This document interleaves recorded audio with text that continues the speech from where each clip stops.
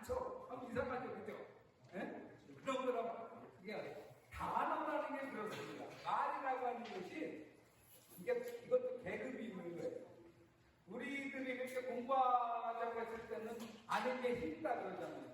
근데 회사 와서 노동조합에서 공부하러 가는데 그러면 아는 게 병이야 이렇게 얘기하겠죠. 약과 병이 그렇게 나눠지는 거죠.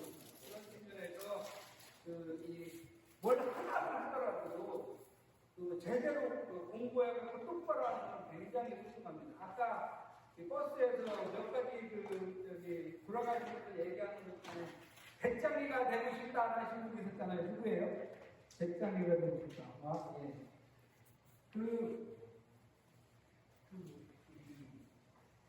백무상이라는 시인이 있습니다. 들어보셨어요? 아니요. 광고해라는 시인이 있습니다. 들어보셨어요? 네. 네, 이분들이 80년대부터 우리 노동자들의 마음과 처지를 시로 만든 노동자 시인들이거든요. 이런 분 중에 이제 우리 사회에서 주로 활동하고 지금도 고하시는 백무상 시인께서 그 예를 들었어요. 예를 든다면은 우리가 이수고와를 잘못 알고 있다. 원래 그 개미는 그리스 시대 그리스 사람의 이솝이라고 하는 분이 아주 탐욕스러운 농부가 죽어서 된 짐승, 이게 개미래요. 그래서 개미는 농부들 부지런하잖아요, 그죠? 쉬지 않잖아요, 그죠? 그러니까 죽으나 사나 부지런히 해서 부지런히 모아놓는 이런 사람의 인상이었는데, 게다가 배짱이가 배고프다고 왔을 때 문 안 열어주잖아요, 그죠? 아주 모질죠. 예. 그래서 죽어서 개미가 되는데도 정신 못 차리고 개미가 되어도 그 짓 하고 있는, 우리 식으로 말하면 놀부형의 어떤 이 그리스에서는 개미였다. 그 다음에 배짱이 같은 경우는 배짱이가 놀고 먹는 거 아닙니다. 그죠? 우리가 배짱이와 비슷한 게 뭐예요? 매미죠. 매미가 우리가 해본 상식이 바뀌었죠. 7년 동안 땅속에 있다가 7일만 살고 7일 동안 연락이 물어갖고 종족 보존을 해야 되는 거잖아요. 그죠? 그러니까 이것보다 치열한 노동이 없는 거예요. 배짱이도 마찬가지거든요. 네? 정말 치열하게 사는 거예요. 7년을 채워야 될 7일인데 정말 애타게 오는 거거든요. 근데 중요한 건 뭐냐면은 죽지도 않고 배짱이가 겨울까지 살아갖고 개미네 집에 가잖아요. 개미가 문을 안 열어줘. 그런데 배짱이가 왜 굶주렸을까요? 원래 자연은 그대로 주는 거예요. 만약에 개미가 열심히 노력해서 긁어가지 않았다고 한다면은 그 자리에 열매나 뭐나 먹을 게 그대로 있어야 돼요. 그래서 겨울이 돼도 자연적으로 먹을 게 해결이 되는 게 자연이에요. 그런데 개미가 너무 열심히 남의 먹을 것까지 다 끌어가 버리는 거예요. 자기 것이 아니잖아요. 생기면 자기 것인가요? 그래서 개미가 훌륭하다고 느끼는 것, 이거는 사실 인류 역사에서 얼마 안 돼요. 개미형의 인간을 자본주의형 인간이라고 합니다. 소유, 내 것이 중요하고, 이기심이 중요하고, 경쟁이 중요하고, 먼저 부지런해서 챙기는 게 중요하고, 이런 게 인류 역사상 인간한테 얼마 안 된 개념이에요. 한 100년? 그런데 최초 인류가 생겨난 게 한 50만 년 전이에요. 50만 년 전에 300년이면 얼마 있지도 않아요. 사람의 인식이라는 건 아주 번쩍스럽기도 하고 그렇기도 해요. 예를 들면 이런 겁니다. 지금 여러분들은 이 버스 노조, 아니 공공운수 노조라고 하는 큰 노조, 산별 노조의 조합원입니다. 그죠? 그런데 아직도 여러분 마음속에는 나는 무슨 지혜 조합원이라고 생각해요. 큰 집을 잃어버리고 자기 방만 자기 집이라고 생각해요. 한 집이 있다고 한다면은 한별노조는 큰 집이에요. 그러면 큰 방, 작은 방, 사랑방, 다양한 방이 있잖아요. 이게 다 집인데 자기 친친만 자기 집이라고 생각하는 게 기업별 노조예요. 아직도 우리 머릿속에는 우리 회사, 우리 일터, 우리 직장, 이 기업별 의식이 잔뜩 있어요. 그래서 어디 연대가다가 붙여서 찍고, 이렇게 수련회 가자 하면은 쉽지 않고 이러는 게 바로 내가 피부로 느껴지는 어떤 것이 아니라고 느끼거든요. 근데 이게 언제 만들어졌어요? 기업별 노조라는 게 언제 만들어졌어요? 1980년 전두환이 만든 얼마 안 돼요. 그리고 우리가 87년에 노동자 대투쟁을 통해서 노동조합 6,000개를 만들어갖고 얼마나 이만큼 먹고 살게 만들었었는데 그게 7년, 8년밖에 안 됐는데 그 사이에 우리 머릿속에서는 노동조합 하면 해상노조, 기업노조, 우리 지혜노조 이것이 정말 암살구처럼 자리를 잡고 있는 거예요. 이게 쉽게 깨지지가 않아요. 하지만 시간상으로 보면 정말 얼마 되지가 않는 거예요. 그런데 우리 시작이 그렇게 되는 바람에 쉽지 않죠. 이런 게 기업입니다. 빨치산, 빨갱이 이런 말도 사실은 1947년, 8년 이후 만들어진 말이에요. 얼마 안 된 거예요. 빨갱이라고 빨치산이 파란티산이 빨치산이 됐죠? 빨치산에 빨자가 들어갔죠, 그죠? 이 백인민족 소연권만 입고 다니는 나라에서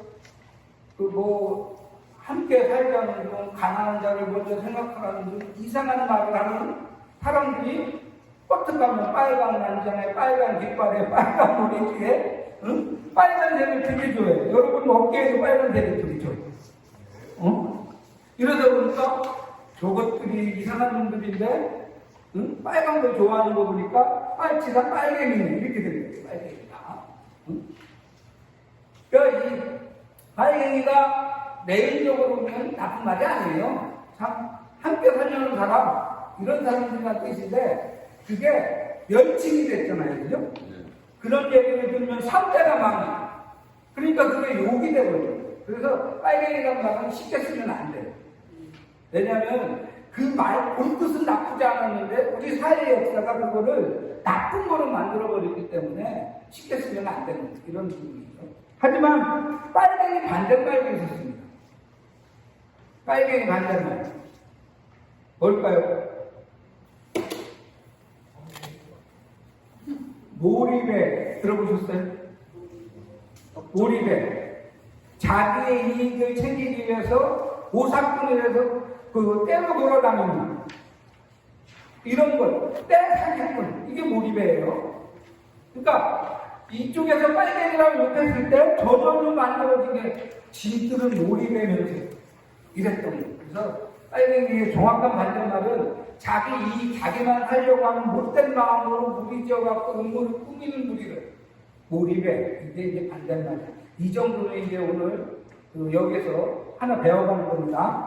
네? 어디서 빨갱이라고 하면 그 반대말 들 때, 그게 지만 살려고 하는 욕심쟁이 못된 탐욕꾼이네. 이렇게 몰입에 이렇게 대응할 수 있어야지 이게 민주노조 조합원입니다, 여러분. 꼭 기억하시면 좋고요. 그런 걸 만든 게 사실은 사상입니다. 제주 사상. 제주 사상이 왜 중요할까요? 우리나라 역사에서 제일 중요한 이 사건으로 본다면 헌법에 나와 있는 게 있습니다. 첫 번째로 나와 있는 역사적인 기록이 3.1운동입니다. 3.1운동. 이 헌법 전문에는 3.1운동하고 4.1운동. 3.1운동은 뭐예요? 반세, 반외세, 자주독립 정신. 이 얘기를 하는 거예요. 이게 첫 번째 대한민국 헌법 정신이에요. 두 번째가 민주화, 반독재 민주화 운동, 4.1운동. 반독재 민주화 정신 두 번째 헌법 정신입니다. 둘 다 거리에서 불법 내부였습니다. 여러분, 대한민국의 헌법 정신은요, 준법의 준법 질서에 철저해갖고 순종하나가 아니에요. 불의를 보면, 잘못된 것을 보면 저항하라. 이게 헌법 정신이에요. 꼭 명심하셔야 됩니다. 법을 잘 준수하는 게 민주주의 정신이 아니야. 대한민국 헌법은 외세에 저항하고 독재에 저항하라 이렇게 되어 있어요.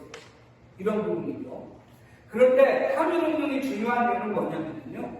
최초로 그때 민주공화국 한민운동이 일어나기 전까지 독립운동은 뭐였을까요? 조선 왕조를 다시 부활시키자였습니다.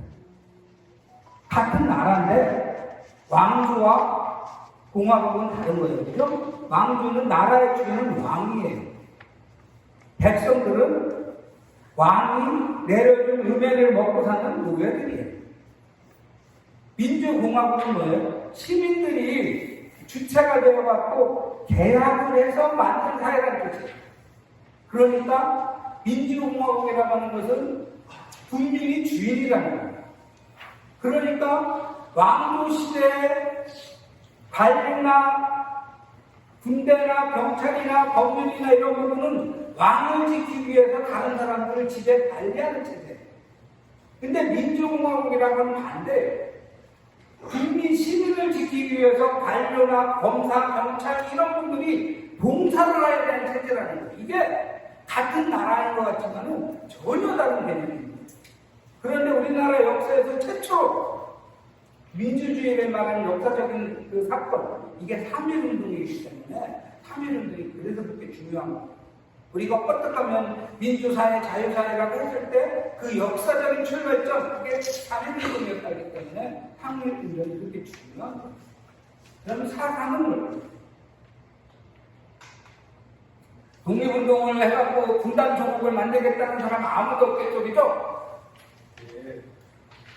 독립운동을 해갖고 어떻게든지 하나의 조국이 돼서 모든 백성들이 함께 잘 사는 해방된 조국을 만들겠다. 이게 독립운동 했던 사람들의 한결같은 마음이겠죠. 근데 갑자기 분단이 되기 시작합니다. 분단의 시작은 당연히 38선이 그어진 겁니다. 38선을 그은 건 어딜까요? 미국입니다. 미국의 대의하고 소령이 근 겁니다. 실무자가. 그리고 보고하고 그대로 통과가 됐습니다. 소련이 굉장히 탐욕스러운 얘기 듣지만 소련은 정말 그때 2차 대전으로 너무 많은 국민이 죽었어요. 2천만 명 이상이 죽었어요. 군인이 2천만 명 이상이 죽었다는 얘기는 건강한 남자들 다 죽었다는 얘기예요.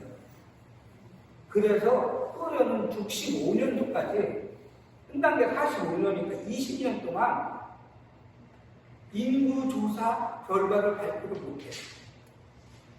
싸울 사람이 아무도 없어갖고 쳐들어올 거 막 겁나가고 서구에서 쳐들어올까 봐 쫄았어요. 그래서 그 동양에서는 미국이 하자는 대로 그 스탈린, 소련이 다 해버리고 그러니까 제일 억울한 건 우리나라. 왜냐면은 만약에 분단의 선을 보고 그러니까 이 소련하고 서방하고 합쳐갖고 그 독일하고 일본을 물리친 게 2차 대전이잖아요. 그죠?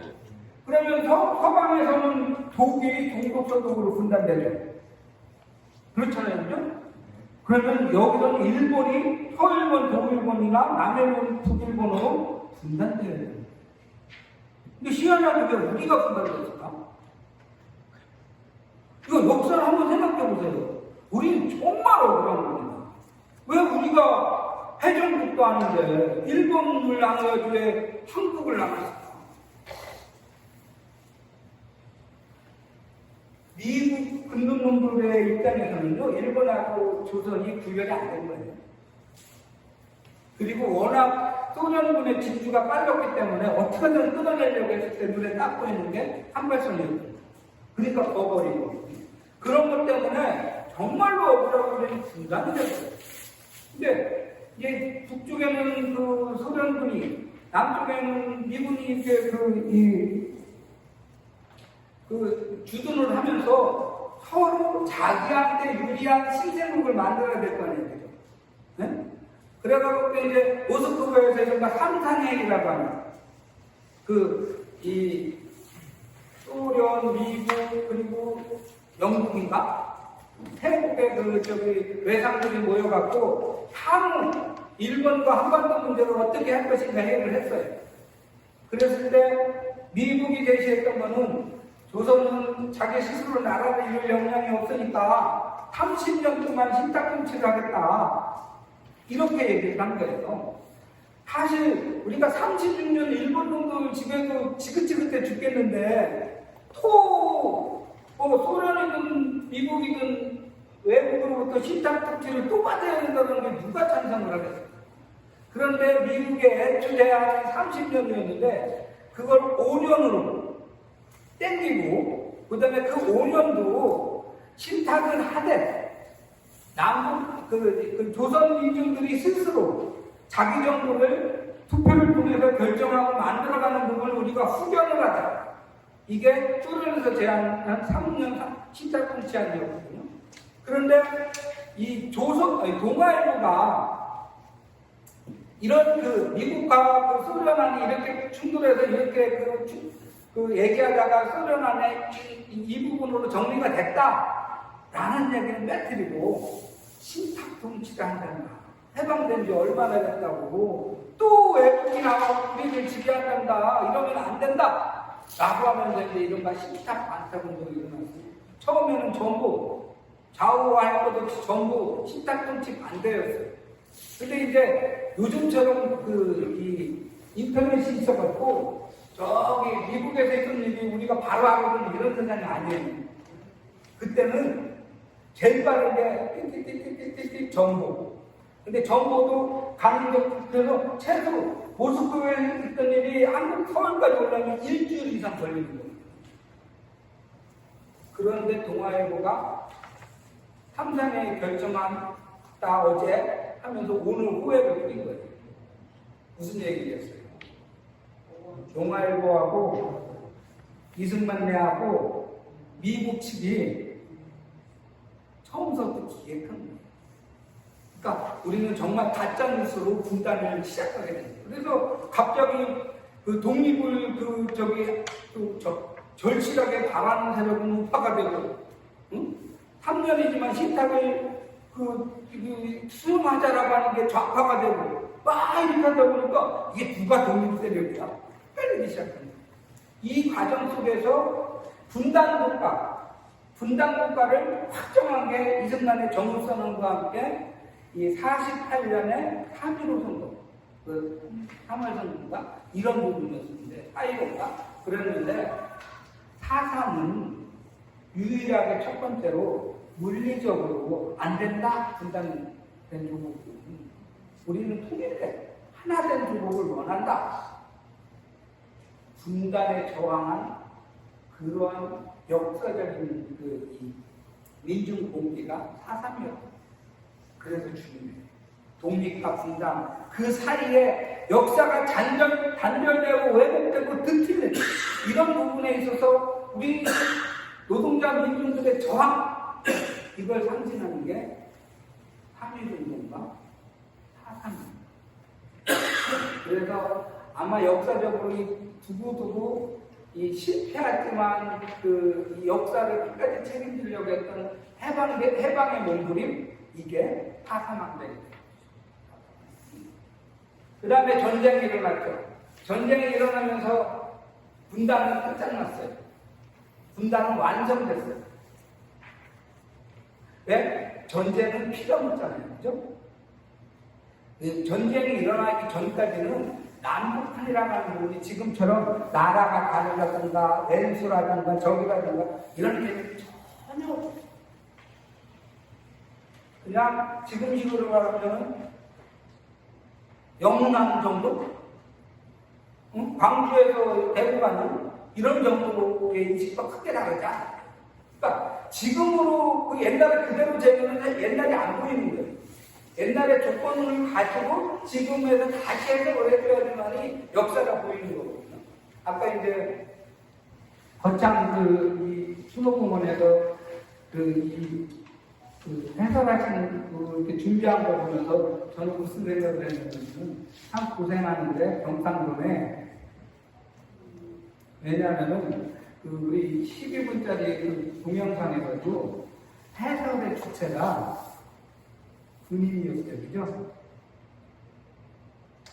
근데 우리가 그 충비 앞에서 봤을 때 저기에서 한국 군대가 그 사과하는 상이 있다 그렇게 얘기했잖아요. 사죄하는 상이 있다. 그런데 지금까지 공식적으로 안 하고 있어요. 그 얘기 했어요. 그죠? 아직 한국군은 이 사상이나 이런 부분에 대해서 그리고 이 거창이나 이런 부분에 대해서 우리가 잘못했다고 인정 안 해요. 인정 안 해요. 그 인정을 안 하는 것 속에서 지금 윤석열이가 나오는 거예요. 일본에 대한 그런 유화적인 태도라든가, 이 위안부 할머니들에 대한 부정적인 언사라든가, 일본에 대해서 진실을 묻는 것이 과거에 매몰려갖고 미래를 망치는 거라고 생각하는 거라든가, 이 모든 것에는 사실은 분단과 예속에 대해서 근본적으로 저항해야 될 대한민국의 역사가 없기 때문에 지금은 돈과 권력을 쥐고 있는 사람들한테는 그걸 인정하는 순간 자기들의 출발을 부정하는 거기 때문에 감이 못해요. 그래서 여러분, 대한민국 자랑스럽습니까? 자랑스러워집니다. 왜 그렇습니까? 한강이 노벨상 타서 좋습니까? 네. 한일전에 축구 이기면 좋죠? 네. 아니요, 안 좋아요. 너 친일파라 아까 얘기했어요. 둘 다 져야 돼. 좋아야죠. 여러분들, 애국심이나 애양심, 애교심, 이건 나쁜 거 아니에요. 뭐가 나쁘냐면 그거를 정치적으로, 사적으로 악용하고 이용하려고 하는 게 나쁜 거예요. 그 마음이 나쁜 게 아니에요. 응? 그러면 대한민국은 뭘로 살아가야 될까? 우리 애국심의 근거는 무엇일까? 함께 잘 살자. 그게 역사의 정통성 문제인 거예요. 우리는 그동안 이명박 박근혜 정권 들어서면서 갑자기 8.15는 48년이래. 이런 얘기 들었어요. 그죠? 45년 8.15 광복이 아니라 48년 대한민국이 건국한 그 순간이 해방이래. 이런 얘기 많이 듣고 지금까지 싸우고 있는 거예요. 이게 이른바 뉴라이트 역사관이라는 거잖아요. 응? 45년과 48년의 차이가 벌어요. 45년 8.15는 3.1운동 정신이 완성된 해들이죠. 반해세 해방 순간. 근데 48년 8.15는 어떤 사람들한테는 분단이 완성된 거고 어떤 사람들한테는 자기들의 돈과 권력의 체제를 완성하는 거죠. 대한민국을 지배했던 돈과 권력을 지금 재벌이나 이런 사람들한테는 45년은 끔찍한 기념이에요. 왜냐하면 자기들의 선조 또는 부모들의 친일 이 부분이 인정해야 되고 그것으로부터 면피할 수가 없는 이런 것이기 때문에 45년 8.15가 기준이 되는 건 그렇게 싫은 거예요. 근데 48년 8.15가 기준이 되는 건 어떤 거예요? 우리가 나라를 만들어서 우리가 애국의 근거를 만들었어. 너네 대한민국 자랑스럽지? 그러면 우리가 나라를 만든 거에 대해서 찬양하고 복종해. 이렇게 얘기할 수가 있는 거예요. 그래서 제가 맨 처음에 시작할 때 그렇게 물어본 겁니다. 분단을 만들기 위해서 독립운동한 사람은 없다. 그죠? 분단된 조국을 만들겠다고 독립운동한 사람은 좌우불문하고 아무도 없어. 그런데 분단이 됐다. 그거는 죽었다 깨도 인정할 수 없다. 이게 당시 대한민국 아니지 조선 사람들의 70, 80%의 생각이었어요. 그런데도 밀어붙이죠. 밀어붙이기 위해서는 수많은 또 전쟁이 필요합니다. 그 전에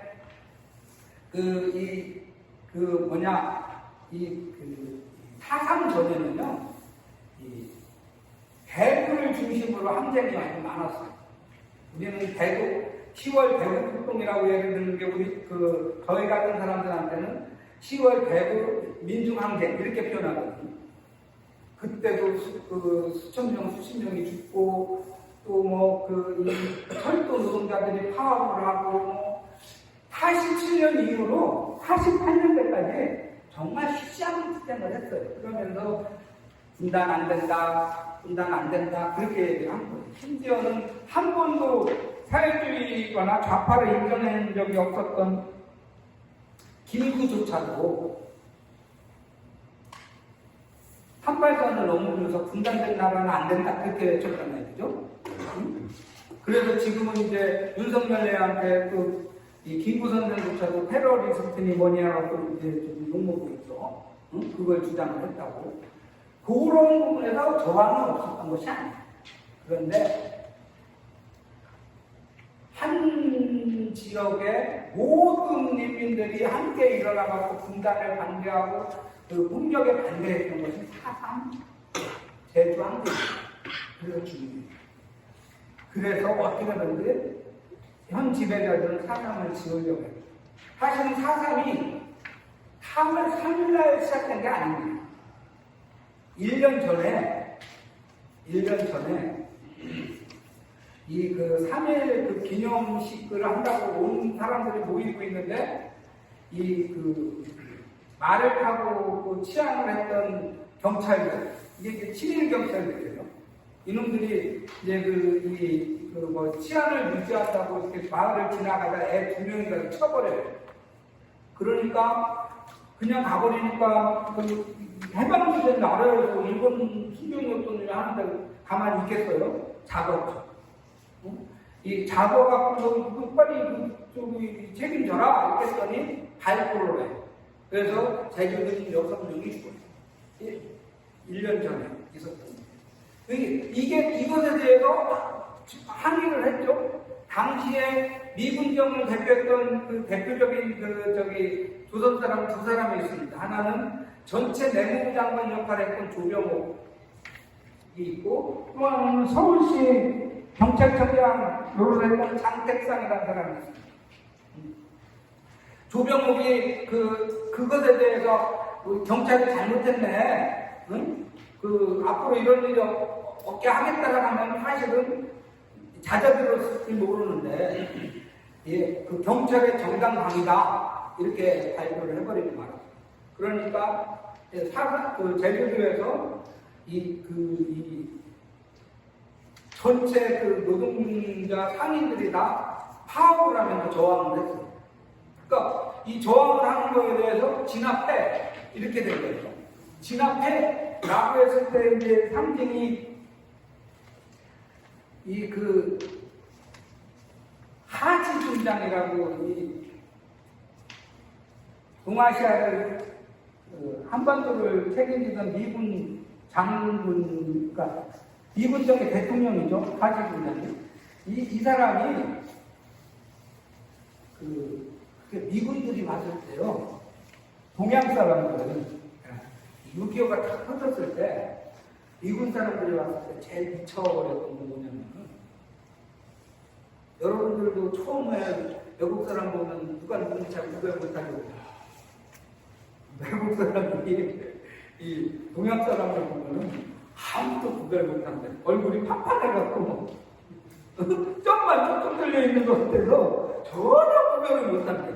게다가 이 대한민국 사람은 다 하얀 옷 입고 있어. 그냥 유령이야. 똑같은 사람이 안 되는 거라 정말 당황스럽다. 이 6.25에 참전했던 미국 군사들이 이렇게 해보다만 하는 것은 정말 힘들고 막 그런 거예요. 그리고 이게 한치산이나 이런 사람들이 중국을 입은 것도 아니잖아요. 비정규 돈이니까 할 수가 없는 거예요. 그러니까 다 적군이다. 이게 이제 정상적인 사람의 생각이라면 다 적군이다. 이게 이제 미군의 생각이에요. 그러니까 하얀 옷 입은 놈들 다 죽여. 왜? 국군이라는 사람은 국방색 옷을 입고 있었을 거 아닙니까? 그죠? 유색이지 않는 것은 동료가 없어. 이렇게 말씀드렸고, 조병국이 거기에다가 불을 지른 겁니다. 제주도 하나쯤은 없어도 대한민국 건국하는데 아무 문제가 없다. 이렇게 얘기를 했던 거고, 그게 이 제주 구연대장 취임하던 박진경이라고 하는 놈의 취임사가 우리나라 국력을 방해하는 제주도 폭풍 사건을 진압하기 위해서 제주도민 30만을 다 희생시킨다 해도 무방하다 라고 하는 취임사까지 만들어낸 거예요. 그 47년 3월 1일부터 48년 4월 3일까지 1년 동안 제주도민을 학살한 사람들이 누구냐면 이거다. 서북 청년단. 들어보셨어요? 예. 서북이 어디예요? 황안도. 황안도. 우리나라로 보면 서쪽 북쪽이죠, 그죠? 네. 거기가 일제시대부터 기독교가 제일 왕성했던 거예요. 여러분들 지금 숭실대학교 뭐 이런 데가 다 옛날에 평양에 있던 대학이에요. 근데 이제 전쟁이 터지면서 오산학교가 숭실대학이 되면 이렇게 내려와서 이제 지배층의 한 부분으로 기독교 이런 부분들이 이제 자리 잡게 되는데 이제 이 서북의 청년들이라는 게 이제 종교로 박해받아서 내려왔다고 피해의식이 있는 사람들과 지주 자식들이거든요. 그게 이제 북쪽 빨갱이들한테 땅을 뺏겨갖고 쫓겨 내려왔다. 이런 원한이 맺혀갖고 만들어진 게 서북 청년들이에요. 그러니까 얘네한테는 눈에 보이는 저항하는 세력들은 다 왼수예요. 그래서 폭력을 가하고 사람을 죽이는데 어떤 죄책감도 없었거든요. 우리는 그런 야만을 지금도 보고 있어요. 이스라엘 군대가 가자 가서 팔레스타인 사람들을 죽이는데 아무런 죄책감이 없어요. 왜? 자기 나라를 지키고 자기의 후손들의 땅을 마련하는 성전이라고 합니다. 성스러운 성전이라고 하는 거예요. 네. 사람 죽이는 게 사람들에 대한 반역이 나빠하는 사람 전혀 아니에요. 그러니까 도덕이 사라진 데서는 야만이 갇힐 수밖에 없어요. 7,000년, 8,000년이 1년 동안 그 사이에 죽어요. 그리고 좀 전에 읽었던 박진경이라는 용용군요. 사실은 그 전에는 김인열 준영이 연대장이었어요. 근데 이 사람은 경찰과 서북청년단과 민중 사이에서 군인으로서 참아 이렇게 말했던 사람입니다. 그러니까 왜 말했냐 하고서 교체해버렸어요. 이 김인열 준영이 어디로 갔냐면요. 여수에서 여수 반란을 일으킨 14년대 그리고 14년대 중대장이었던 놈이 온 게 박진경이에요.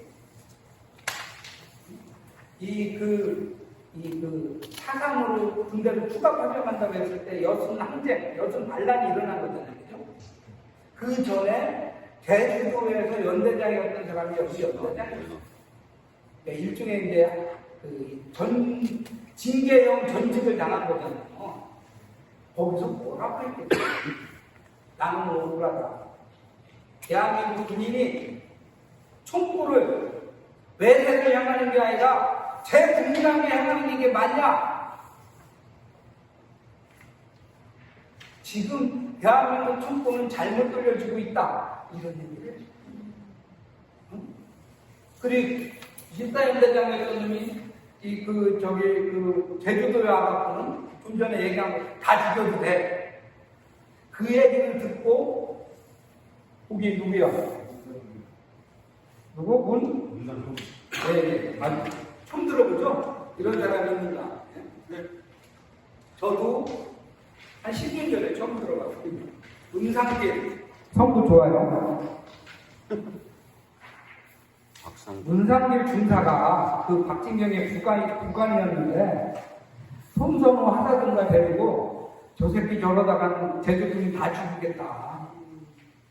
대한민국 국군이 처음부터 삐뚤어지겠다 해갖고 죽여버려요. 그 교재 한번 보세요. 한 페이지 넘기면은 그걸 누가 한번 읽어보라. 제가 읽겠습니다. 문상기일의 최후 진술이요. 죽여버린 다음에 사형을 당하는데 재판정에서 한 얘기입니다. 우리에게 총살령을 선고하는 것에 대하여 민족적 양심으로 대단히 고민할 것이다. 그러나 고민할 필요가 없다. 우리는 이 법정에 대하여 조금도 원한을 가지지 않는다. 안심하기 바란다. 우리가 군인으로서 자기 지속한강을 살해하고 살 수 있으리라 생각하지 않는다. 죽음을 결심하고 하는 행동이다. 재판장이나 법관들도 모두 우리 민족이기에 우리가 민족 반역자를 처단한 것에 대해서 공감을 가질 줄을 안다. 박지경 연대장을 먼저 저 세상으로 갔고 수일 후에 우리도 간다. 재판장과 검사 그리고 이 자리에 있는 모두들 저 세상에 갈 것이다. 그러면 우리나 박정영 연대장 그리고 이 자리에 참석한 모든 사람들이 저 세상 하나님 앞에 만나게 될 것이다. 인간의 법정은 공평하지 못해도 하나님의 법정은 절대적으로 공평하리라. 25살, 22살 아주 독실한 기독인이었답니다. 금상계를 준다는 이분이 그 최고 진술에서 어차피 내가 산과 죽였는 거고 살 생각 없다. 정말 중요한 건 왜 죽였는지 원인을 정확하게. 그리고 우리 하나님이 안 봐줬나 보네요. 세상에 여전히 그런 거거든요. 그러면서 총살전쟁에서 마지막으로 한 말입니다. 22살의 나이를 마지막으로 나 문상길은 저 세상으로 떠나갑니다. 여러분들은 대한민국의 군대입니다. 내국민 정부 아래서 미국의 지휘하에 우리 국민들을 학살한 대한민국 군대는 되지 마십시오. 이것이 저의 마지막입니다. 그런데요, 대한민국 군대는 아직도 외국과 싸우지 못해요. 6.25 때 북한군, 중국군과 싸운 사람들은 주로 미군이에요. 대한민국 군인은 빨치산 투벌한다고 제 국민의 가슴에 총구를 던지고 있었어요. 아직도 대한민국이 수십 대 무기도 많고 예산도 많고 돈도 많이 쓰는데도 미군과 동맹을 끊지를 못해요. 왜 그럴까요? 우리가 훨씬 돈도 많이 쓰고 그러는데, 훨씬 무기도 많고 그런데 왜 북한과 맞대마다 그 대한민국에 대한 자신감이 없을까요?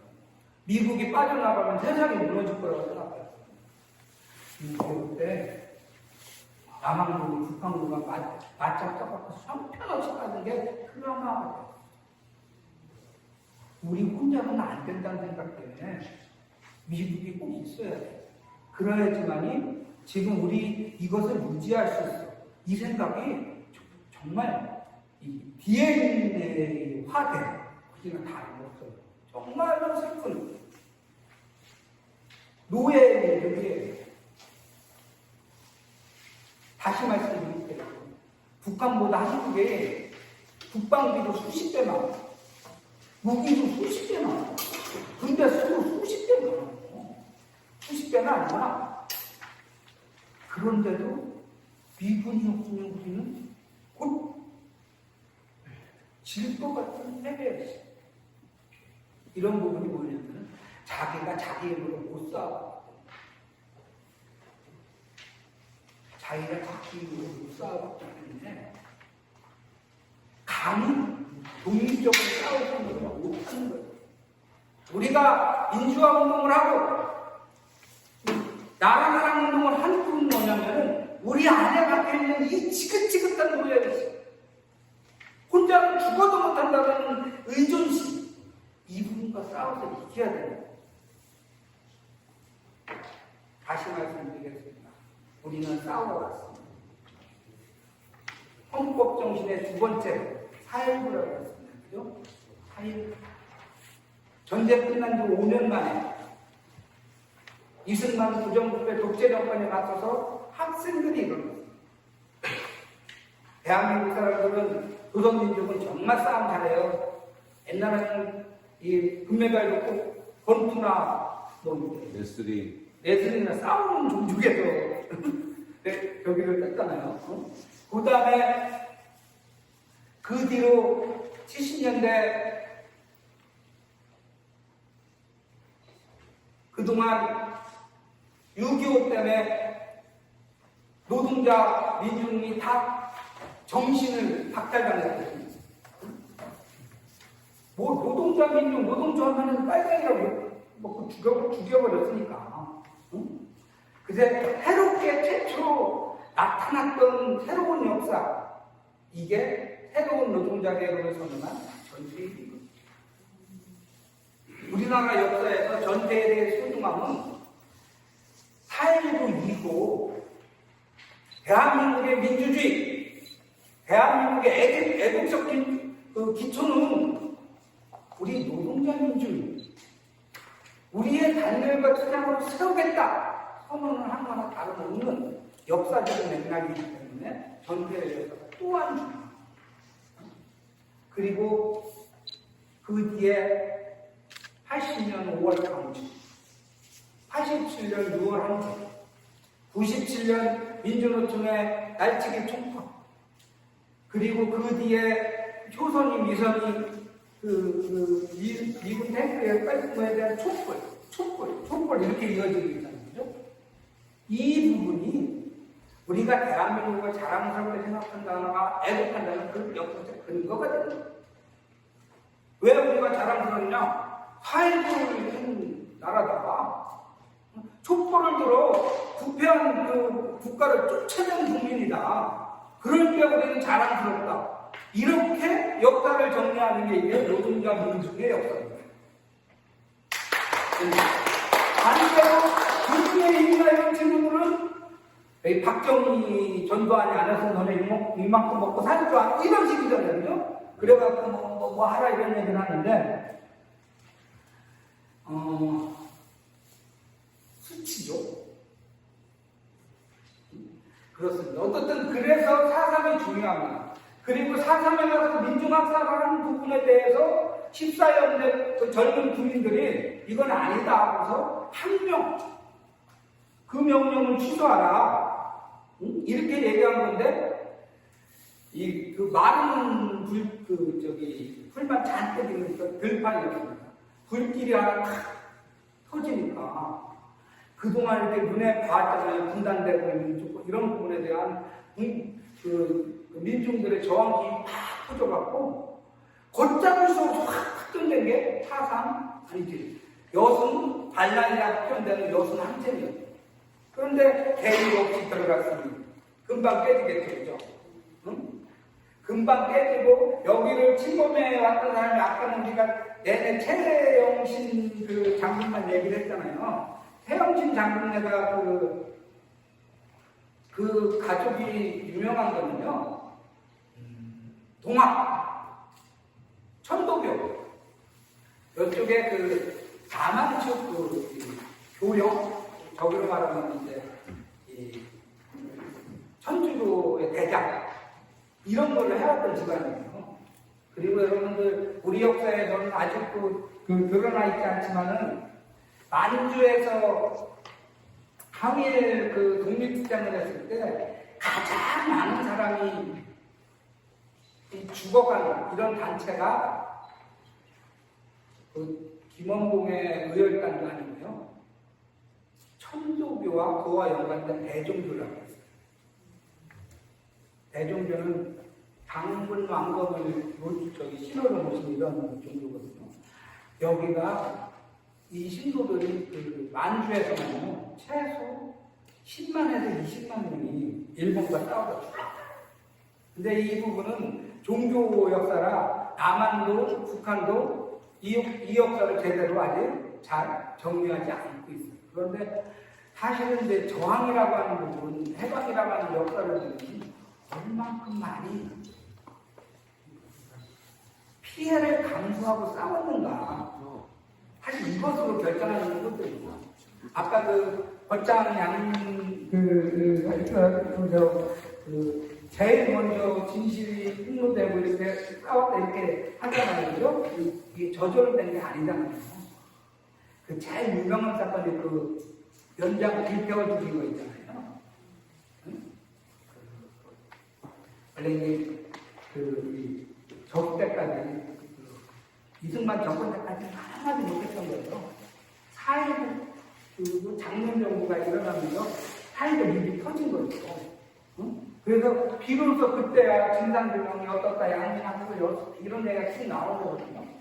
어느 한꺼번에 터져나오니까 장면 정부에서 전국에 있는 사람들 국민들한테 양민학관으로 희생당하는 시민적이나 가족이 있다고 한다면 신고해라 했어요. 몇 건이 접수됐을 것 같아요? 한 달도 안 하는데 130만 건이 접수. 최소 130만 명이 죽었어요. 이때 가장 절대적으로 많이 죽음을 당한 것은 빨치산의 이것이 아니라 도구정맥. 들어보셨죠? 응? 너네 빨갱이였던 분들 대한민국 앞에 반성한 사람이 있으면 여기 가입해라. 응? 여기 가입하면은 빨갱이였던 죄를 사해 주겠다 해갖고 너무나도 그렇게 했는데 그게 전쟁이 터지니까 살생부가 된 거예요. 여기에 또 빨갱이 전력이 있으니까 다 죽여. 이렇게. 그래서 단 몇 개월 만에 기록된 게 130만 건. 저는 개인적으로 제일 용납할 수 없는 분은 박정희나 정부관이 아니에요.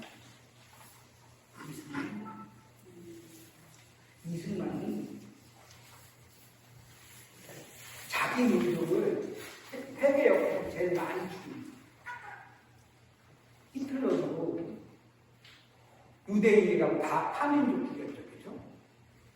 그래도 그런데 이승만만 자기 권력을 만들어내기 위해서 최소 130년.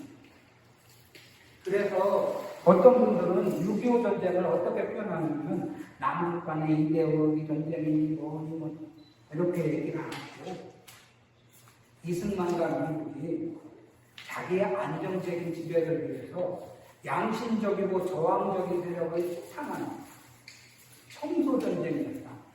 라고 무시무시하죠. 그런데 그렇게 됐잖아요. 그렇게 됐잖아요. 전투액이 나기 전에 광주의 시민들이 총 들고 공기를 일으키기 전에 우리는 정말 영혼 빼앗기고 용기 빼앗기고 숨쉬기 때 살아왔습니다. 그 사이 타협 때문에 만들어진 정치적인 틈에 신고를 하고 민주화가 된 것 같으니까 억울한 사람이 모여갖고 첫 번째로 추모식이라도 하자. 추모식에서 만난 자리에 하필이면은 그 면장이 온 거예요. 응? 그러니까 저놈이 진짜 원흉 중에 하나야. 하고서는 그 자리에서 생매장을 태워 죽여버렸어요. 사실 이것 때문에 군사 쿠데타가 일어나는 과정을 겪었거든요. 박정희가 군사 쿠데타 일어난 다음에 다 잡아줬다. 다 비단시키고 다 잡아줘버렸다. 아까 뭐 구속됐다고 그랬잖아요. 그것 또한 그런 거예요. 그래서 여러분 정말로 우리가 잘 살기 위해서라도 정권 하나, 투표 하나도 잘 생각하고 힘있게 정말 미래를 생각하야 되는 건데 쿠데타야 투표와 상관없잖아요. 그러갖고 김대중 대통령이 맞지? 김대중 대통령이 대통령 될 때까지 또 숨죽여야 됐던 거죠. 그 사이에 구속을 각오하고 유가족들이 싸워왔던 거거든요. 다시 말씀드릴게요. 아까 감췄던 게 드러나는 게 아닙니다. 누가 그런 얘기를 기억했어요? 아니에요. 싸워서 파헤친 겁니다. 우리 앞에 어떤 조금이라도 의미 있는 게 있다 그러면은 저절로 만드는 하나도 없다고 생각하시죠. 누군가 엄청 열심히 싸워왔던 고마워할 줄 알아야 되는 거예요. 이게 역사를 배우는 거예요. 만약에 사람이 없었다면 우리는 남한 내부에서 우리도 통일을 영원했던 민족이 아니야. 우리도 통일을 원해. 우리의 소원은 통일이야. 이런 얘기를 못했을 겁니다. 저는 그렇게 생각해요. 이런 겁니다. 어떻든 14년대 청년 주민들이 공개했다가 해매하고 산으로 들어옵니다. 거기가 지리산이에요. 지리산. 사실 대한민국은요, 파르티장, 즉 빨치산 투장을 할 수 있는 지역이 안 돼요. 전 세계적으로 보면은 빨치산이 그 투쟁에서, 그러니까 유격 전술을 통해서 그 승리를 하려면은 중국처럼 토지가 엄청 넓거나, 아니면 쿠바나 이런 데에서, 쿠바도 어떻든 체게바라나 카스트로의 이 유격 투쟁을 통해서 해방했다 그러지 않습니까? 그런 데는 뭐가 있어요? 정글. 옛날에 이제 그 쿠바 그 경제학자가 서울대 와갖고 강의를 한다고 해서 제가 가본 적이 있는데, 이 북한은 핵무기를 갖고 미국에 저항하는데, 그 쿠바는 없잖아요. 그 핵무기도 없고 군대도 없고 막 그러는데, 그래서 어떻게 저항합니까? 그랬더니 우리는 북한식으로 저렇게 어떻게 보면 독재적인 이런 형태로 저항하지 않습니다. 다만 우리 마음속에 소총 하나 들고 멸족할 때까지 싸울 거다, 이 마음 하나는 갖고 있습니다. 이렇게 대답을 하더라고요. 근데 그 쿠바 교수는 정말 모르는 게 있어요. 쿠바는 아열대 지방이에요.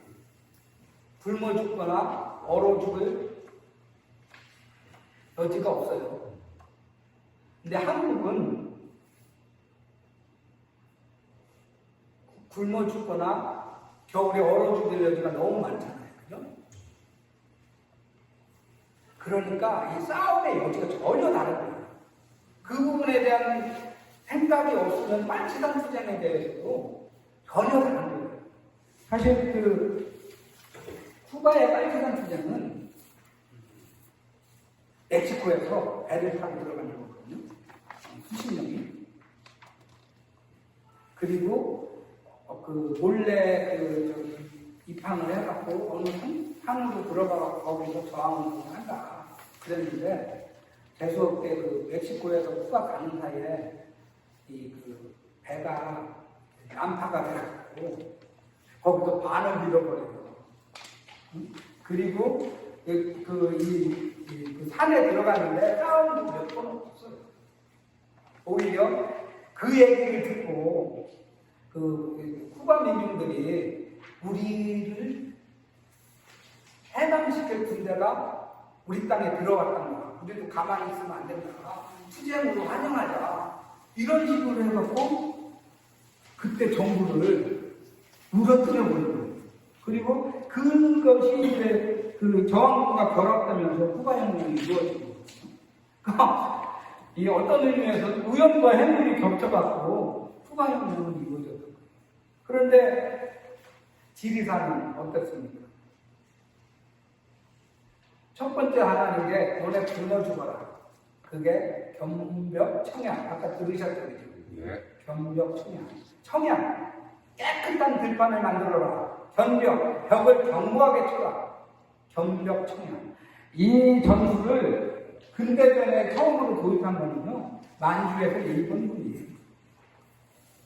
일본군이 독립군을 수탁하기 위해서, 팔로군을 수탁하기 위해서 어디에서 이 군대가 나타났다 그러면 그 주변을 완전히 철거시켜갖고 고립시켜갖고 활동력을 죽이겠다. 이게 경벽청약이거든요. 원래 경벽청약이라는 일본군 주차도 그렇게 했어요. 그 동네를 없애야 될 거 아니에요, 그죠? 그러면은 다른데, 그 임시 거주촌을 마련한 다음에 거기에 살게 일본군 주차.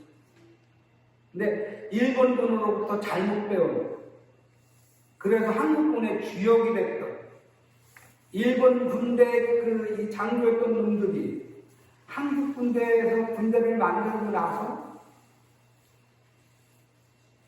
철거당한 백성들의 산진토를 만들어주는 것도 귀찮다. 다 죽여. 아까 우리가 들은 첫 번째가 다 죽여야 되는 거죠. 그게 무슨 실무자들의 지침이었겠어요? 대한민국은요, 그때까지 자기가 국가라고 하는 개념도 없었던 거예요. 그런 야만이 여지없이 폭발했던 것이 경벽청약전입니다. 이게 일본군으로 배운 거거든요. 그리고 나중에 어디로 가요? 베트남. 한국군의 얘기 들으셨죠? 그죠? 네? 베트남으로. 그리고 또 어디로 이어져요? 광주로 이어져요.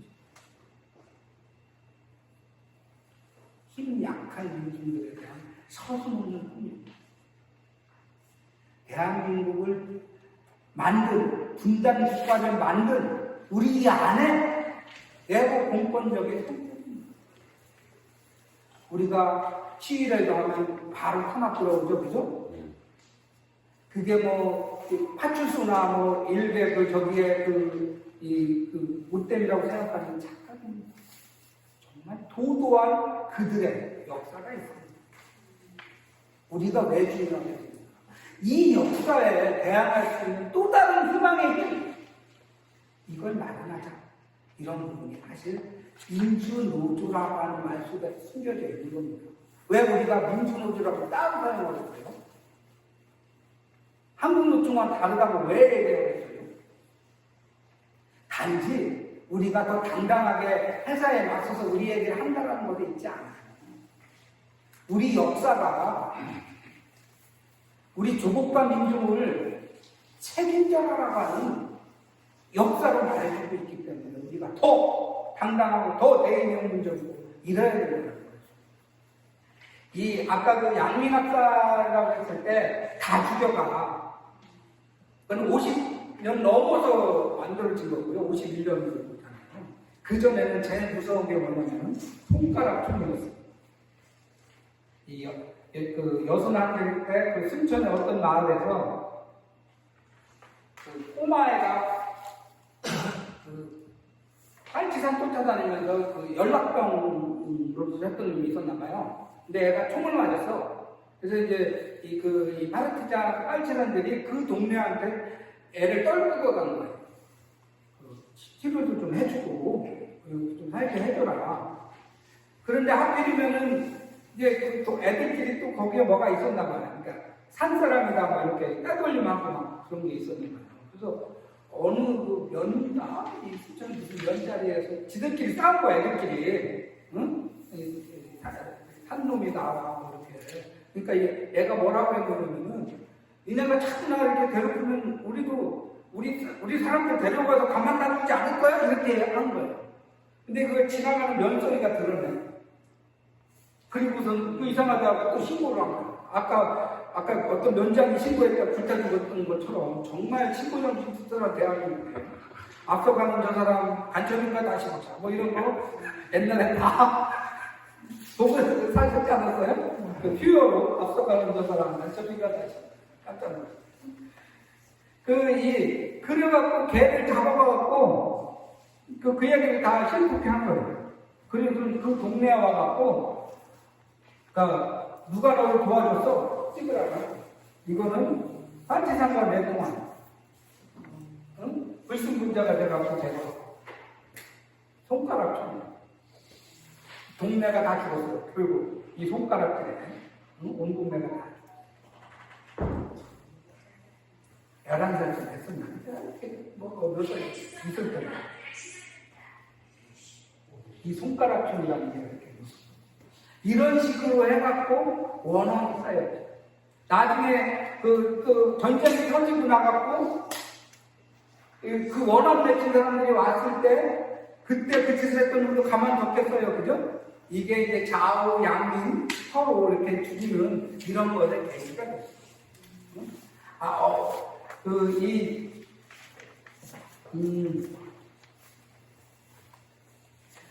빨치산에도요, 인빨이 있고 향빨이 있다. 인공빨치산과 향토빨치산.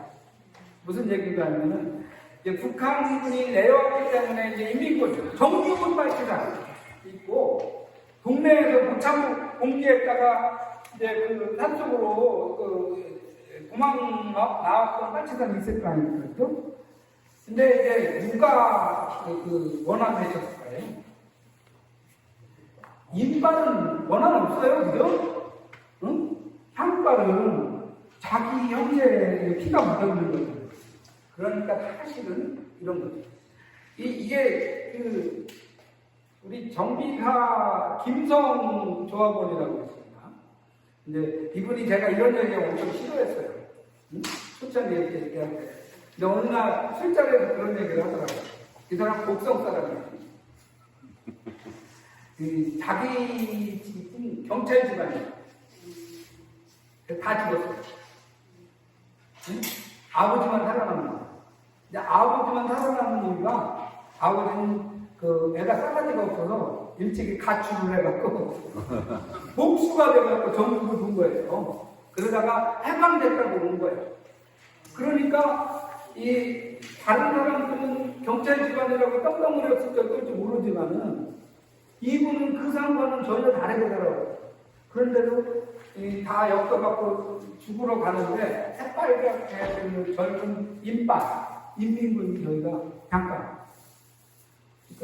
기다리시려고 하고 저 사람의 손은 인민의 손입니다. 그러니까 이 착취하고 살 손이 아니니까 저 사람은 살려줘야 되겠어. 이렇게 해갖고 살아남았다.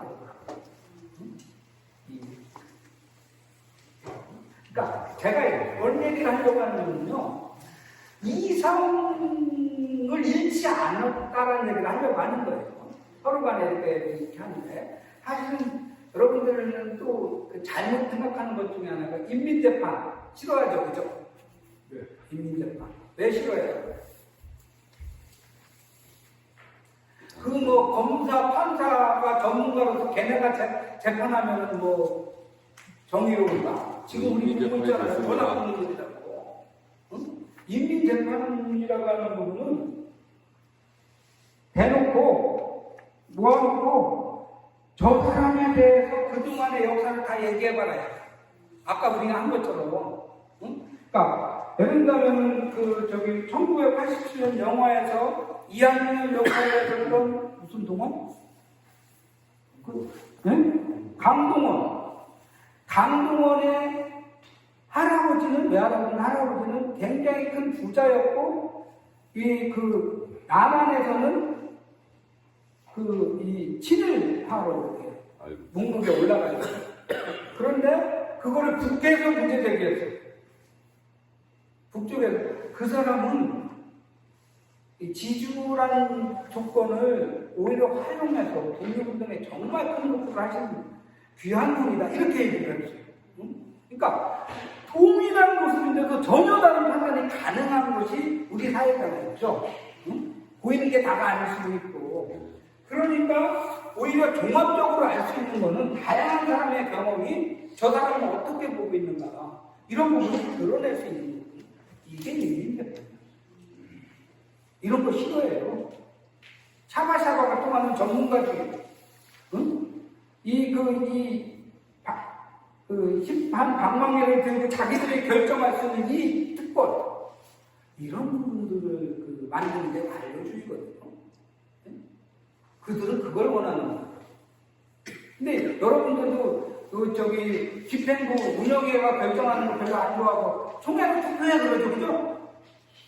응? 안 그래요? 뭐 정한다면 총회 여러 그러죠, 그죠? 마음속에 인민재판이 살아있어.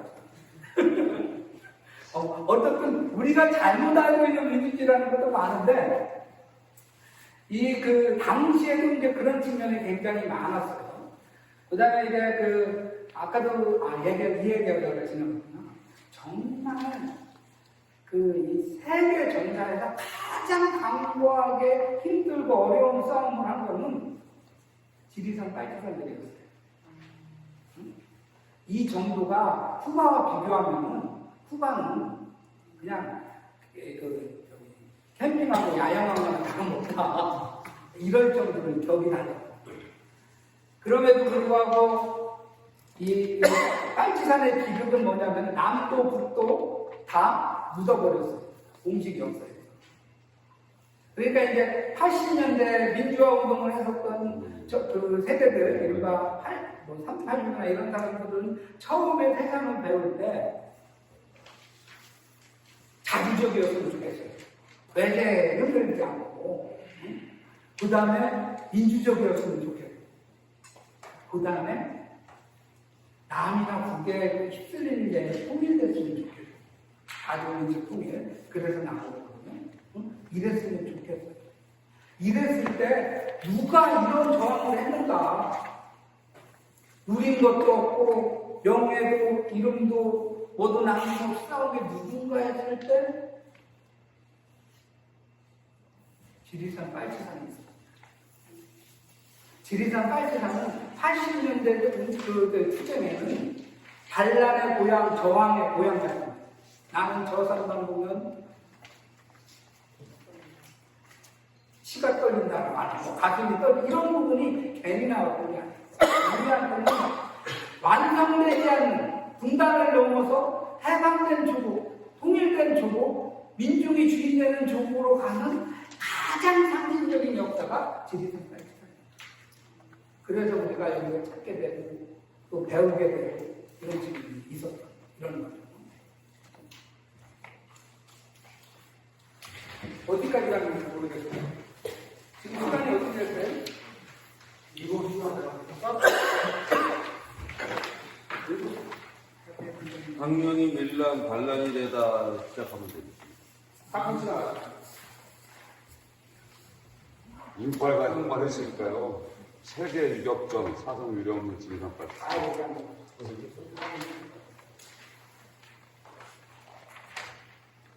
이 지리산 빨치산을 얘기한 시 중에 가장 유명한 시가 이 신동엽의 진달래 삼천이라는 시가 있습니다. 이 시는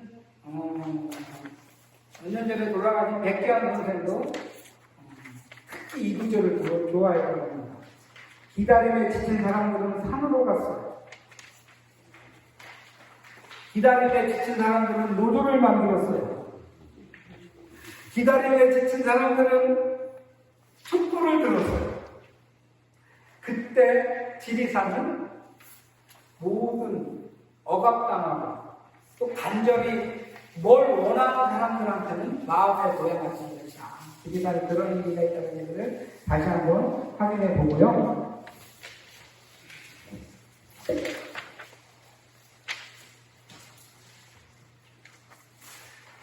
지리산 빨치산 수쟁으로 만들어진 말이 두 가지가 더 있습니다. 원래 여러분들 노다지가 노타치에서 나왔다는 거 아시죠? 네? 마찬가지로 그렇게 나온 말 중에 골로 간다. 아까 봤죠? 박산 골로 간다. 무슨 골로 간다. 이게 우리가 나왔을 때 끌고 갔다. 예를 들면 골령골 같은 경우가 대전 교도소 옆에 있다가 골짜기거든요. 대전 교도소에서 안 죽였어요. 거기로 모은 보도연장 사람들을 골짜기로 끌고 와서 거기서 죽여버려요. 왜냐면 골짜기가 위에서 죽이기가 힘든 거예요. 그래서 이제 골로 갔다라는 게 역사적으로 거기로 나옵니다. 또 하나는 이제 저기 수천을 중심으로 여수는 바닷가잖아요. 시체를 바다에 던졌더니 못 찾죠. 광주에 시체가 적은 것도 그럴 거다라고 추측하는 사람도 많아요. 묻었다라고 하는 발굴되니까 바다에 던졌다. 그러면 뭐 이런 얘기 많잖아요. 그래서 이제 이른바 물놀이다. 우리 그런 표현 가끔 쓰죠? 네. 응? 이런 게 이런 비극적인 역에서 나왔다는 것도 합니다. 그리고 또 하나. 사실 아까는 태영신이란 장군만 얘기하는데 거기는 이제 그쪽 그 거창 함양 또 어디 산청 거기를 그 관리했던 장군이고요. 이쪽 지리산 쪽이나 이쪽은 백선엽이었어요. 들어보셨어요? 네. 최근에 홍범도냐 백선엽이냐 어? 정말 부끄러운 논쟁인 거예요. 백선엽이 그 딸내미가 나타나서 하는 얘기가 우리 아버지는 해방된 조국에서 군인으로서 조국을 사랑하기 위해서 친일을 했다. 뭐 말 같지도 않은 소리를 해갖고 우리를 웃겼는데 이 박정희를 살려준 그 선배 친일 장교이기도 하고 나중에 이제 이 남로당 그 당원이었던 박정희를 살려준 것이 다 백선엽이에요. 그래서 이거 이제 6.25 전 때 원래 백선엽 말고 그 더 높은 일본군 시절에 가장 높은 데까지 올라갔었던 그 소장인가 장군까지 된 놈이 있어요. 이름을 또 까먹었는데 얘는 그 부자가 친일파라서 얘네 아버지가 밑에서 그렇게 자라서 한국말을 몰랐어요. 그래서 그 한국전쟁 때 정말 놀라운 일이 얘는 그 미군을 상대하기 위해서 통역을 두 사람씩 때리거든요. 자기 말을 한국말로 통역하고 두 사람과 미국을 할 사람과 이런 친구가 있었는데 얘가 그 6.25 그 전쟁이 터지자마자 이 홍천, 철원 이쪽을 맡았거든요. 근데 이 친구가 전쟁이 터지자마자 일방적으로 밀리면서 맨 처음에 도망갔어, 사단장이. 그리고 다들 도망가는 바람에 타당이 울살당하는 홍천 설리 전투라는 게 있는데 그것 때문에 미군에서 이른바 원해 여기 당나라 부대 같은 데에서는 작전권을 줘서는 안 되는구나. 군사 작전권을 우리가 맡겠다 한 게 근거가 그거예요. 사단장이 먼저 도망가고 1패 2시에 군대를 어떻게 믿냐 해갖고 그 하지가 한국과 그 대통령 만나갖고 이승만 만나갖고 작전권을 일체를 다 미군한테 넘겨라. 넘어갔고 지금도 아직 전쟁 작전권은 없잖아요, 그죠? 응? 그래서 이 남한 측에서 북한이 뭐라고 해봤자 북한은 사실 호순도 안 치는 게 작전권도 없거든. 미국이 뭐라고 하면은 뭐라 하겠는데 한국군이 얘기하는 건 뭐 작전권도 없는데 뭔 얘기 참 날파리야 이렇게 나갈 가능성이 큰데 그런 그 뒤에 이제 백선엽이 미군 상대에 한국 장교가 되면서 지금도 이제 미국과 제일 친해져갖고 한국전의 영웅 이렇게 하는데요. 백선엽은 좋다 이거예요. 그 어렵게 세운 나라에서 초창기 군대를 잘 마무리해갖고 군인 정신이 이 토대를 마련했다 이거 외국까지 좋다 이거. 그런데 마련하자마자 맨 처음에 한 게 민간인 학살이잖아요. 민간인 학살 총대장이잖아요, 그죠? 이것으로 끝난 거예요, 그죠? 여러분 역사는 처음을 기억하지 않아요. 1945년 7월 30일까지 열심히 독립운동했는데 15일을 못 참고 8월 6일 날 일본군에게 전향했다 그러면 친일파예요. 그런데 7월 30일까지 열심히 친일하다가 이렇게 참을 수 없어. 이제 나는 지금부터 독립운동 하겠어. 15일 독립운동하면 독립운동이에요. 왜? 마지막을 기억합니다. 민주노조가 뭐고 그랬겠어요? 시합할 때는 다 군기 탱천해서 쉬워요. 지키고 마지막을 결속하는 게 힘들죠. 그렇죠? 네. 대답이 형 쉬웠다. 여러분 그 마지막을 지키는 민주노조 조합원 이걸 되기를 간절히 바랍니다. 백선영은 다른 건 다 좋아도 총구를 민간에게 향하는 그 순간 그건 민족 반역자. 그러다 학살자가 된 거잖아요. 그죠?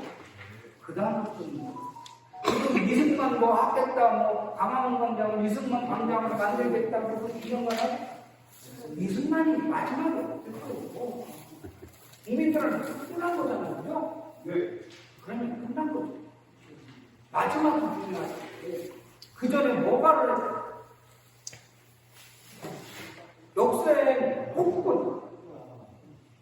이 추적한 역사의 인물에 이미 기록되어 있는데 그걸 대단해서 도대체 어떻게 하겠더라는 거예요. 그런데 이게 30%, 40% 통하고 있잖아요. 그죠? 우리가 정신을 차려야 될 이유 중에 하나입니다. 아까 버스에서 봤을 때 김영승 두 번째 영상에 나왔던 이 전북 도당 최연소 빨치산이 김영승 선생님 아직도 살아계세요. 지금은 이제 인천에 살고 계신데 며칠 전에 딸내미가 결혼했다는 얘기도 들었거든요. 그리고 그 앞에 나왔던 정지아가 빨치산의 딸 말고 더 그 공존에 이틀을 친 아버지 얘기가 있죠. 아버지 무슨 시대? 재작년에 나와갖고 정말 재밌어요. 여러분들 그 소설은 꼭 빨치산의 딸은 사실 문학적으로 별 재미없어요. 그런데 그 아버지의 그 피부 연속곡 그 제목이 있었잖아요. 나의 무슨 시대? 정상시대? 네? 뭔가?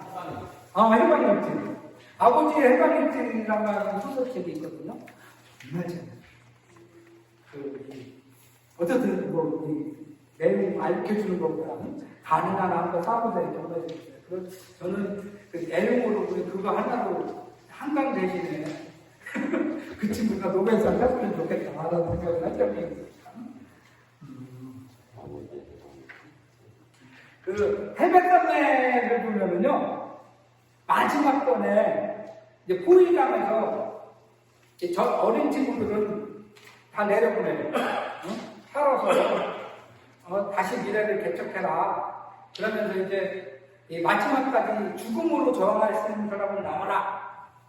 그래서 이제 남을 이 남을 때 이제 그 소뚜껑인가? 제일 그 거지 같은 그 사람들이 봤을 때 이제 그 거지로 살았다가 그 빨치산에 와갖고 거지처럼 빨치산처럼 사는구나. 뭐 이런 사람이 있었는데 이 사람이 처음으로 자기 군대한테 사실 나는 무슨 경성제국대학을 나온 사람이다. 근데 나는 인테리 근성이 너무 강해갖고 뭔가 이렇게 차리고 챙기고 그러면은 정신을 못 차린다. 그러니까 아예 그지처럼 말도 안 하고 이 싸움에 임했다. 뭐 이런 얘기 듣고 나오는데 거기서 나오는 얘기 중에 하나가 현실 투쟁은 끝났다. 역사 투쟁으로 넘어가자. 이런 표현이 나옵니다. 그러니까 현실에서는 지는 거예요. 그죠? 현실에서는 지는 거야. 그런데 그냥 지면은 역사에 안 남는 거죠. 우리가 광주를 기억할 때 어디를 기억해요? 그렇죠. 마지막 도청 기억해야 되죠. 네? 시민군이 총을 들고 마지막까지 저항하고 그래서 돌아가신 윤상원이나 그 시민군들 기억하죠. 그죠? 역사는 그런 거예요. 지금 처참하고 처절하게 깨지고 진 것 같은데 역사는 광주를 그 시민들 다 가장 처참하게 돌아가셨던, 그러나 가장 치열하게 투쟁했던 시민군을 기억해요. 역사는 아까도 말했지만 마지막 기억하죠. 가장 처참하게 진 거 기억하죠. 역사는 미워 죽겠어. 제가 80년대 이 대모하러 나가려면 이제 80년대 대모하러 나간다는 얘기는 잡히면 군대 끌려가서 죽거나 감옥 가서 저기 가는 거거든요. 그래갖고 웬만하면 안 나가려고 할 거 아니에요. 근데 그래도 이 앞에 해파이트들 전투수주라고 하는데 그거는 이렇게 자원을 해야 되거든요. 이번에 이 전투수주가 20명 필요한데 우리 모임 중에 한 사람이 나가야 된다라고 한 사람이 흔들어야 되는데 선배가 말 끝마다 조국과 민족이 부른다. 누가 나갈 거냐? 이렇게 나서도 조국과 민족이 왜 맨날 나만 본다 싫어. 손 들고 그랬던 기억이 나는데 실제로 경찰로부터 탄압받거나 해설로부터 징계나 해고 당하면은 내가 독박쓴다는 생각 많이 하잖아요. 그죠? 내 역사는 그게 훈장이에요. 여러분, 누군가가 열심히 싸웠고, 지금 저들한테 제일 아프고 힘든 상대가 그 사람이구나. 이렇게 생각해갖고, 우선 존중할 줄 알아요. 저건 너무 나대더니 저럴 줄 알았어. 저거는. 뭐 이런 경우 많잖아요. 그죠? 그렇지 않아요. 그것까지 품어 안는 게 굉장히 소중하다. 이런 것을 우리는 빨치산 투쟁을 통해서 배웠으면 좋겠어요. 역사 투쟁, 그러니까 현실의 투쟁뿐만 아니라 미래 후순들까지 생각하는 투쟁. 여기까지 생각하는 게 민주노총 조합원의 기본 상식이다. 이런 것도 배웠으면 좋겠어요. 그 다음에 다시 말씀드릴게요. 이 빨치산 투쟁을 통해서 나는 대한민국의 역사의 정통성, 이거 한번 잘 설정했으면 좋겠습니다. 우리는 그렇게 배웠습니다. 첫 번째가 근대화돼야 되니까 동학농민전쟁으로 배웠습니다. 동북전이었어. 3.1운동, 항일 독립무장투쟁. 그 다음에 우리 노동자 입장에서는 1930년 후반 이후 이른바 적색 농조, 적색 노조 투쟁을 그 어려운 상황에서 비합법 노동조합을 만들고 농민조합을 만들어 싸움을 하거든요. 이런 것이 합쳐져 갖고 해방되자마자 인민위원회가 만들어지고 전평이 만들어집니다. 전평이 그 당시 조합원이 50만이에요. 얼마 안 되는 것 같죠? 지금 120만이니까 인조죠. 그때 노동자 수가 몇 명이었을까요? 70만이요.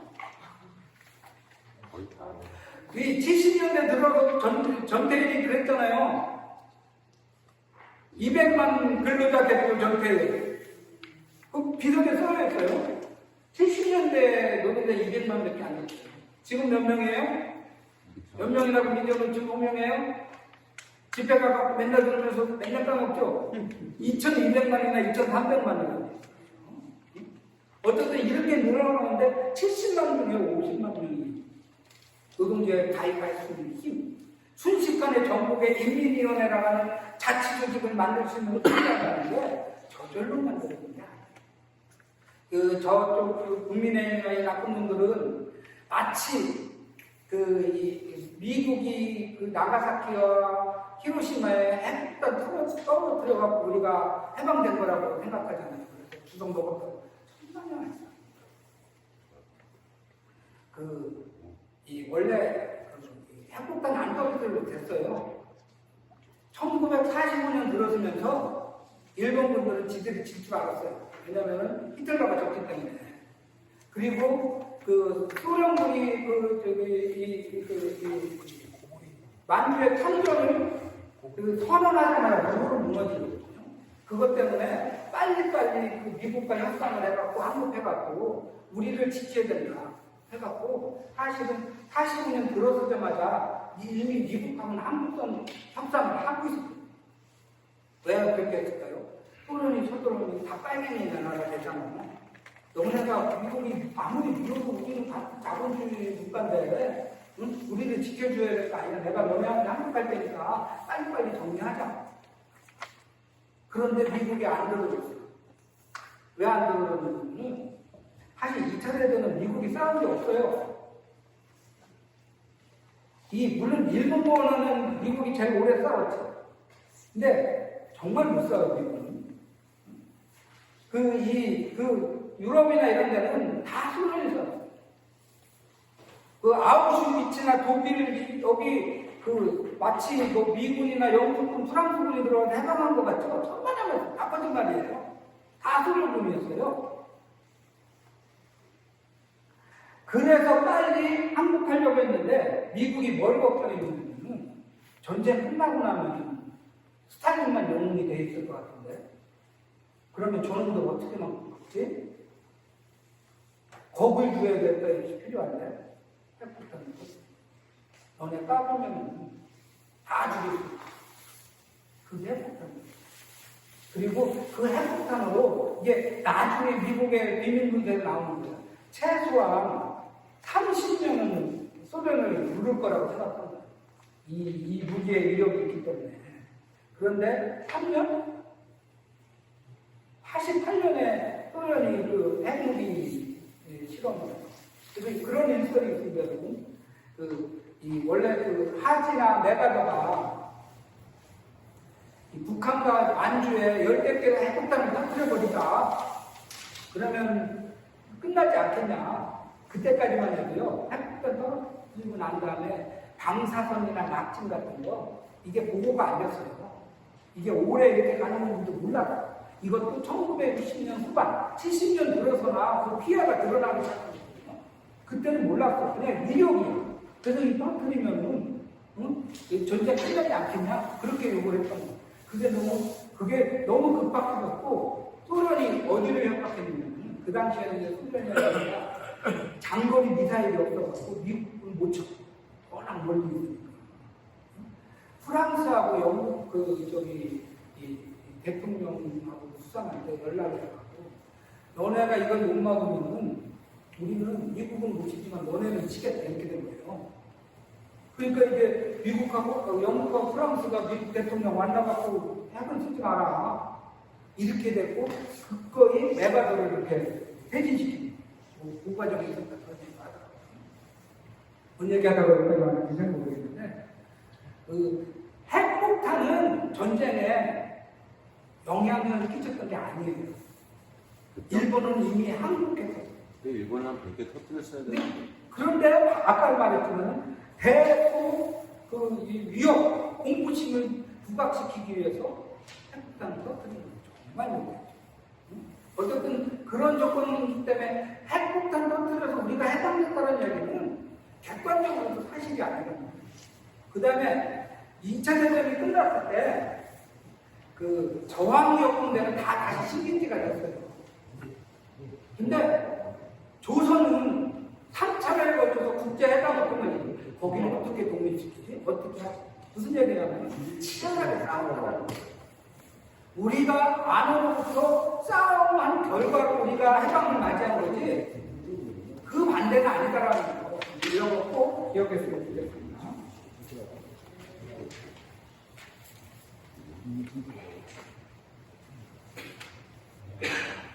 그래서 저는 이번 노벨상을 탄 한강이 어떤 의미에서 고맙기도 해요. 왜냐면은 마음에는 안 들지만 노벨상의 권위로 역사 논쟁을 마무리하는 진압을 하고 있잖아요, 그죠?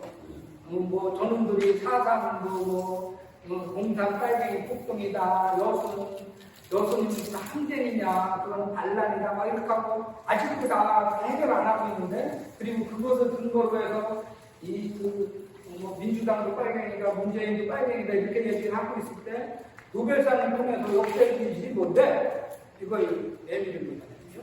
그런 의미에서 정말 한강의 노벨상 수여하는 상징적이긴 해요. 다만, 한강이 맨 처음에 상 받고 나타난 데가 혼이경 혁신상 수상대더라고요. 혼이경이 누군지 알아요?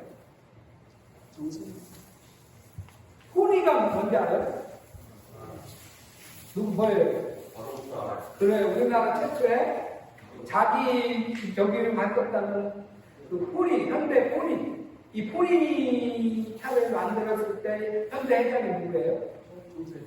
정세영, 정주영의 동생. 정세영의 정뿌리, 뿌리 정. 그래서 속상했어요. 왜 문학상 첫 번째 행보가 재벌을 주는 상일까? 그래서 다시 느꼈죠. 우리가 말하는 세상, 우리가 말하는 역사는 우리의 보이는 어떠한 그 화려한 시작으로 채워지지 않는구나. 한강조차도 우리 노동자 민중이 발버둥을 밀고 가는 이 역사, 이런 부분을 충분히 계급적으로 채워줄 수는 없구나. 결국 우리가 해야 되는구나. 우리의 몫이 더 크구나. 이런 생각을 했어요. 우리가 그 삼성산이나 그 현대산을 받을 수는 없잖아요. 그죠? 우리 중에 가장 가까이 있는 시인 송경동이 받을 수 있는 이 대한민국상 그 문재인이 됐는데 대한민국상 준다는 것도 거부했어요. 네? 아직 충분히 우리가 원하는 세상이 아니죠. 오면서 아직 나와 싸워야 될 대상인데 어떻게 싸우는 대상 없고 상을 받냐 막 이런 거였는데, 그래서 여러분들 회사에서 모범 사원상 주면 받아요. 아니 받아요. 왜냐면 징계받을 때 그게 좋은 근거가 되네. 모범상까지 받은 사람인데 징계주면 되냐 나쁜 거. 뭐 이런 조건이 되더라고요. 어쨌든 그렇습니다. 시간 다 됐다. 오래됐나? 여러분들